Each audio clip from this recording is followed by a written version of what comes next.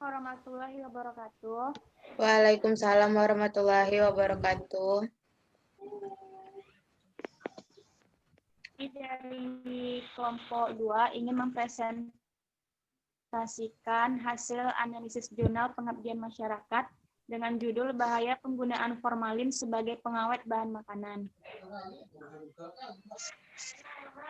Di mana yang pertama akan dijelaskan oleh Ayu. Pada Ayu dipersilakan. Baik, bismillahirrahmanirrahim. Untuk materi yang pertama itu, konsep materi KBM. Zat aditif yang biasa digunakan pada bahan pangan adalah formalin. Larutan formaldehida mengandung formaldehida dan metanol sebagai stabilisator. Kadar formaldehida CH2O tidak kurang dari 34,0% dan tidak lebih dari 38,0%. Pada dasarnya, formalin digunakan sebagai antibakteri atau pembunuh kuman dalam keperluan industri, yakni pembersih lantai, kapal, gudang, dan pakaian, pembasmi lalat, dan lain-lain. Formalin merupakan bahan beracun yang berbahaya bagi kesehatan manusia. Jika kandungan di dalam tubuh tinggi, akan bereaksi secara kimia dengan hampir semua zat di dalam sel, sehingga menekan fungsi sel dan menyebabkan kematian sel yang menyebabkan keracunan pada tubuh. Selain itu, formalin juga dapat menyebabkan iritasi lambung, alergi, bersifat karsinogenik, atau menyebabkan kanker, dan bersifat mutagen, atau menyebabkan perubahan fungsi sel atau jaringan, serta muntah, dan diare bercampur darah, dan kematian yang disebabkan adanya kegagalan peredaran darah. Selanjutnya, bahan yang dapat mendeteksi formalin pada makanan. Yang pertama ada ekstrak kunyit, dan yang kedua ada getah pepaya. Ekstrak kunyit dapat digunakan sebagai pendeteksi boraks dan formalin karena mengandung senyawa kurkumin yang mampu menguraikan ikatan-ikatan boraks menjadi asam borat dan mengikatnya menjadi kompleks atau biasa disebut dengan senyawa boron cyano-kurkumin kompleks. Kemudian getah pepaya. Getah pepaya banyak mengandung enzim yang bersifat proteolitik atau dapat pengurai protein. Apabila bahan pangan mengandung formalin, maka akan ditandai dengan adanya gumpalan dari getah pepaya. Dan apabila tidak terdapat gumpalan getah, maka berarti bahan pangan tersebut aman atau tidak mengandung formalin. Kemudian, bahan yang dapat mengurai atau menghilangkan kadar formalin pada makanan. Yang pertama, ada air leri. Air leri dapat mengurangi kadar formalin karena mengandung unsur C atau karbon, hidrogen, oksigen, nitrogen, sulfur, fosfor, yang merupakan unsur yang terdapat pada karbohidrat dan protein yang larut dari beras ke dalam air.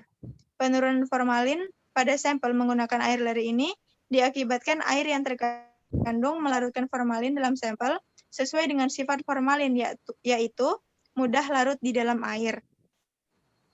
Kemudian, air garam.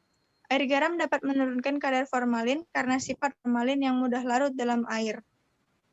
Formalin dapat larut dalam air garam karena garam merupakan golongan surfaktan, yakni dapat menimbulkan reaksi saponifikasi.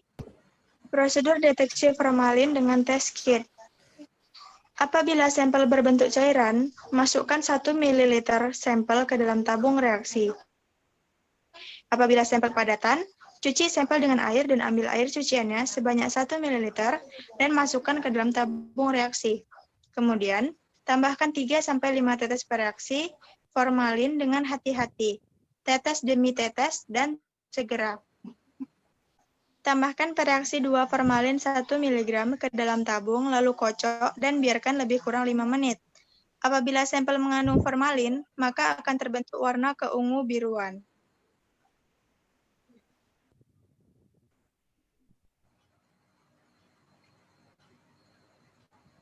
Selanjutnya, prosedur deteksi formalin dengan bahan alami. Yang pertama ada getah pepaya.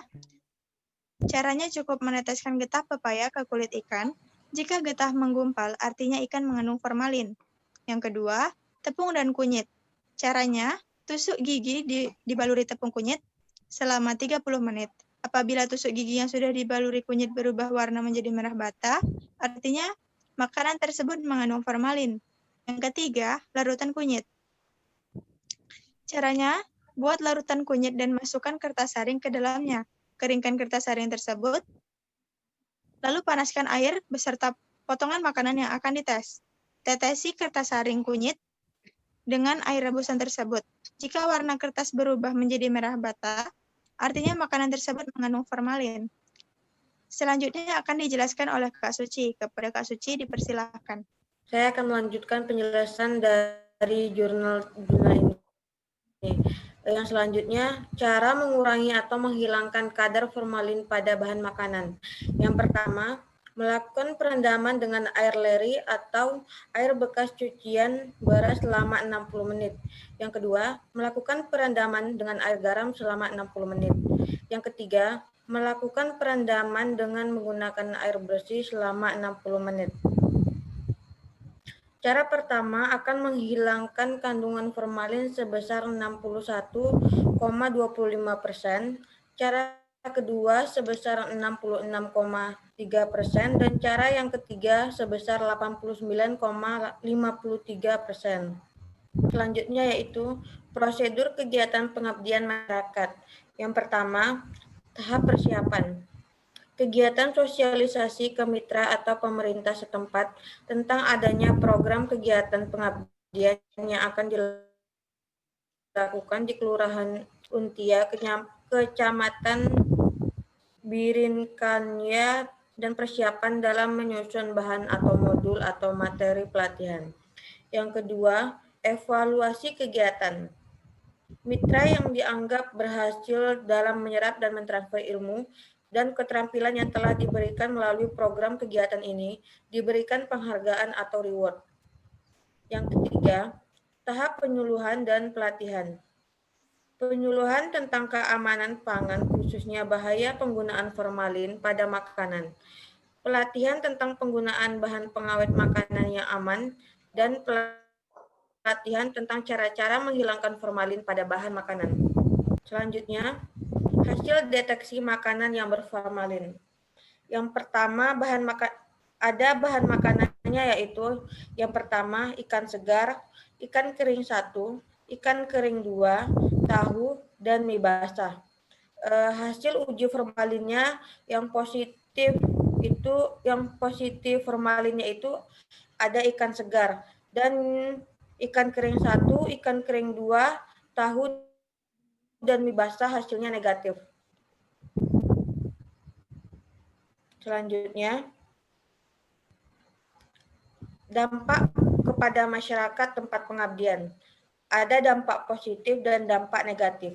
Yang pertama, dampak positifnya yaitu dapat mengetahui bagaimana cara menggunakan bahan pengawet yang aman terhadap kesehatan manusia, serta cara menghilangkan formalin pada bahan makanan. Yang kedua, dari penyuluhan dapat mengetahui tentang bahaya penggunaan formalin sebagai bahan pengawet terhadap kesehatan manusia dan bahan pengawet alternatif yang dapat digunakan serta aman terhadap kesehatan manusia. Yang ketiga, dapat mengetahui ciri-ciri bahan makanan yang berformalin dan yang tidak berformalin. Yang keempat, dapat mengetahui bagaimana cara mendeteksi formalin pada bahan makanan dengan bahan alami. Yang kedua ada dampak negatifnya yaitu kurangnya sosialisasi tentang keamanan pangan sangat dibutuhkan masyarakat karena masih banyak dari mereka yang belum paham bahaya yang mengancam ketika bahan makanan yang dikonsumsi menggunakan bahan yang berbahaya. Baiklah, sampai di sini presentasi dari kelompok kami. Apabila ada pertanyaan, dipersilahkan. Saya Dini Adbafionita ingin bertanya kepada materi, mengapa formalin dikategorikan sebagai bahan karsinogenik? Baik, terima kasih. Apa masih ada yang ingin bertanya?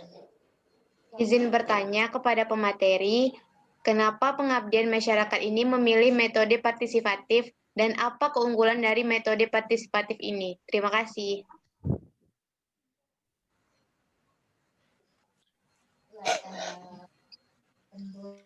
Saya akan menjawab pertanyaan dari Noni, metode partisipatif adalah metode yang mendorong keikutsertaan setiap individu dalam suatu proses kelompok tanpa memandang usia, kelas sosial, dan latar belakang pendidikan yang tumbuh dari kesadaran dan tanggung jawabnya.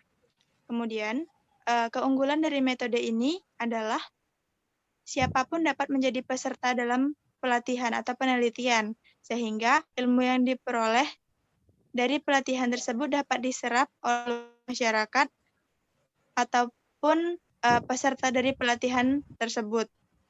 Apakah sudah jelas? Baik, terima kasih atas jawabannya, pemateri. Baiklah, saya akan menjawab pertanyaannya. Mengapa formalin dan boraks dapat dikategorikan sebagai bahan karsinogenik? Karena formalin dan boraks tidak dapat menetralkan atau mengurangi formalin. Karena formalin dan boraks pada tubuh tidak dapat menetralkan atau menguraikan formalin dan boraks dalam jumlah yang besar. Hal ini tentu akan mengakibatkan zat tersebut terakumulasi dalam organ-organ tubuh yang memicu terjadinya kanker. Terima kasih. Baiklah, sekian presentasi dari kami kelompok 2 mengenai bahaya penggunaan formalin sebagai pengawet bahan makanan yang merupakan tugas dari kimia bahan makanan mengenai analisis jurnal pengabdian masyarakat. Jika ada salah kata kami mohon maaf terlebih dan terkurang. Wabillahi taufiq wa hidayah. Wassalamualaikum warahmatullahi wabarakatuh. Waalaikumsalam warahmatullahi wabarakatuh.